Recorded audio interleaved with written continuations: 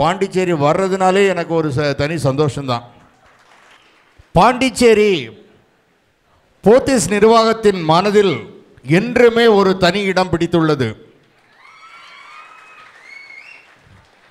13 ஆண்டுகளை வெற்றிகரமாக கடந்து இன்று 14வது ஆண்டு அடியெடுத்து வைத்துள்ளது.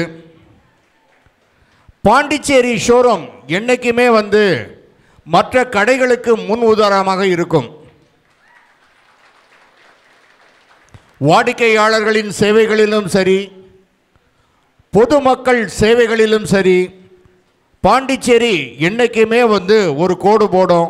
அதை பார்த்து தான் மற்ற கடைகளை நாங்கள் ஃபாலோ பண்ணுவோம். என்னதான் நிர்வாகம் இப்போ அதாவது ஊழியர்களுக்கு நல்லது செய்யணும்னு நினச்சாங்க கூட, சொசைட்டிக்கு நல்லது செய்யணும்னு நினச்சாங்க கூட, நாங்கள் அதை முதல்ல இம்ப்ளிமெண்ட் பண்ணுறது பாண்டிச்சேரியில் தான். பாண்டிச்சேரி மேனேஜர்ஸ் தான் எப்போவுமே இது பண்ணலாம் அது பண்ணலான்னு சொல்ல ஒரு ப்ரோ ஆக்டிவாக எதுவுமே பண்ணுவாங்க.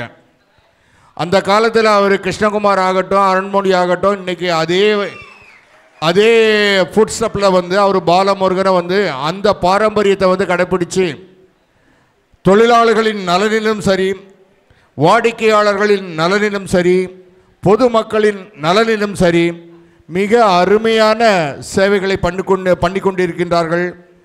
அவர்களுக்கு என்னுடைய நிர்வாகத்தின் சார்பில் நன்றியினை தெரிவித்துக் கொள்கின்றேன்.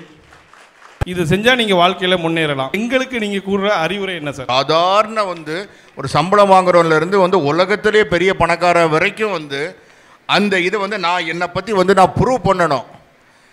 எதில் ப்ரூவ் பண்ணணும்? நான் எந்த ஃபீல்டில் இருக்கிறேனோ அந்த ஃபீல்டில் நான் நல்லா இருக்கிறேன், நம்பர் 1 இருக்கிறேன்னு ப்ரூவ் பண்ணணுன்னு சொல்லி எல்லாருக்கும் அந்த உந்துதல் இன்றைக்கி ரொம்ப வேகமாக இருக்கிறது. அது தப்பே கிடையாது, அது நல்ல ஒரு விஷயம். அதுக்காக வேண்டி எல்லாருமே அவங்கள வளர்த்துக்கிறாங்க. அதில் ஒன்று மட்டும் தெரிஞ்சுக்கணும், எல்லாருமே நம்பர் 1 இருக்க முடியாது.